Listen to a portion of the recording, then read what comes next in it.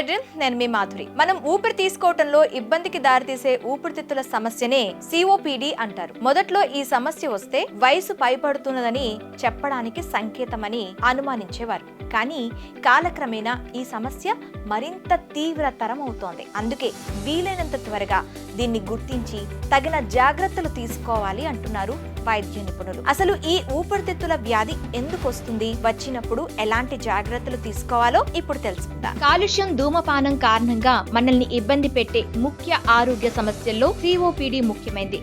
ఈ సమస్య వలన శ్వాస తీసుకోవడంలో ఇబ్బంది, దగ్గు, పిల్లి కూతలు వంటి లక్షణాలు కనిపిస్తాయి. రకరకాల సమస్యలతో కూడిన COPDలలో ప్రధానమైనవి క్రానిక్ బ్రాంకైటిస్, అలాగే ఎంఫసిమా. గాలి కాలుష్యానికి, వాహన కాలుష్యానికి చాలా కాలంగా గురైన వారికి COPD వచ్చే అవకాశం చాలా ఎక్కువ. చాలా మంది ఈ సమస్యను గుర్తించకపోవడం వలన సమస్య తీవ్రతరం అవుతుంది. ఒకసారి COPD బారిన పడితే నియంత్రణలో ఉంచుకోవటం తప్పించి పూర్తిగా నయం చేసే చికిత్స ఏదీ లేదు. అందువల్ల దీనిపై అవగాహన ఏర్పరచుకోవటం చాలా అవసరం. COPD అంటే క్రానిక్ ఆబ్స్ట్రక్టివ్ పల్మనరీ డిసీజ్. ఇప్పుడు క్రానిక్ ఆబ్స్ట్రక్టివ్ పల్మనరీ డిసీజ్ ఎందుకు వస్తుంది అనగా, పొల్యూషన్ బాగా ఎక్కువగా ఉన్న బయోఫ్యూయల్ గ్యాస్, అంటే మన అమ్మమ్మలు నానమ్మలు చాలా ఎక్కువగా కట్ల పొయ్యి మీద వండుకున్నారు. సో వాళ్ళకి బయోఫ్యూయల్ గ్యాస్ అనేది ఎక్స్పోజర్ ఉంది. ఇవన్నిటికంటే పెద్దది సిగరెట్ స్మోకింగ్. సో COPD అనేది క్రానిక్ ఆబ్స్ట్రక్టివ్ పల్మనరీ డిసీజ్, పొగ వల్ల వచ్చే పల్మనరీ డిసీజ్ అనమాట. ఆస్తమా లాగా ఇది పుట్టుకతో రాదు. 40 ఏళ్ల తర్వాత ఆయాసము, దగ్గు, పిల్లి కూతలు ఇవన్నీ బ్యాక్ డ్రాప్ లో పెట్టుకుంటే సిగరెట్ స్మోకర్ మెయిన్ గా వీళ్ళకి COPD అనే జబ్బు చాలా కామన్ గా వస్తుంది. COPD అనేది ఖచ్చితంగా చాలా తీవ్రమైన సమస్య. ఇది ఎక్కువగా స్మోకర్స్ లో వస్తూ ఉంటుంది. కాక నాన్ స్మోకర్స్ లో ఎంఫెసిమా లేదంటే α1 యాంటీట్రిప్సిన్ డెఫిషియన్సీ పుట్టుకతో ఉంటే ఇది కూడా COPD లక్షణమే.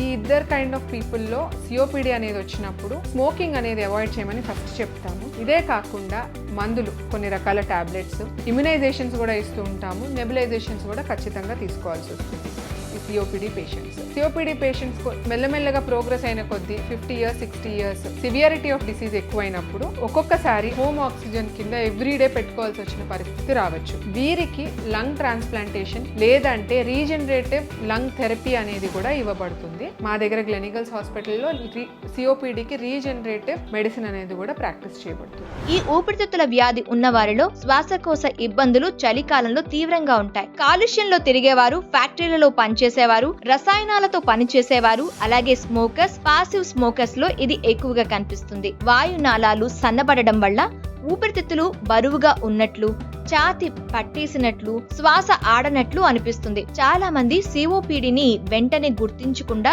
వ్యాధి ముదిరిన తర్వాత వైద్యుల వద్దకు వెళ్తున్నారు. జబ్బును మొదట్లోనే గుర్తిస్తే నివారించడానికి ఆస్కారం ఉంది. ఎప్పుడైనా స్మోకింగ్ స్టార్ట్ చేసినప్పుడు మనకి COPD అనేది రావచ్చు అనేది మనం ఫస్ట్ పెట్టుకోవాలన్నమాట.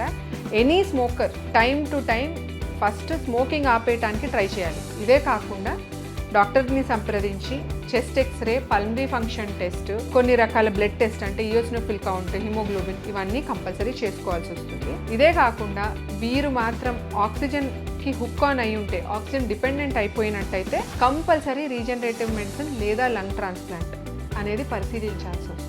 COPD అనే సమస్య పొల్యూషన్కి ఎక్కువగా ఎక్స్పోజ్ అయిన వారిలో లేదంటే స్మోకింగ్ ఎక్కువగా చేసే వారిలో COPD అనే సమస్య కనిపిస్తూ ఉంటుంది. Early diagnosis and treatment. ఇప్పుడు మనకి ACE అని COPDలో స్టేజెస్ ఉంటాయి గోల్డ్ గైడ్ లైన్స్ ప్రకారం. ఏ కేటగిరీలో ఈ COPD పేషెంట్స్ వస్తున్నారనేది తెలుసుకున్నట్టయితే ట్రీట్మెంట్ అనేది చాలా ఈజీ అవుతుంది. ఇది ఖచ్చితంగా డాక్టర్ గారే చేయగలుగుతారు. So time to time pulmonary function test చేసుకుంటూ ఏ స్టేజ్ ఆఫ్ COPDలో మన లంగ్స్ ఉన్నాయి అనేది తెలుసుకున్నట్టయితే ట్రీట్మెంట్ ఎర్లీ స్టేజ్లో ఇవ్వగలుగుతాం అన్నమాట.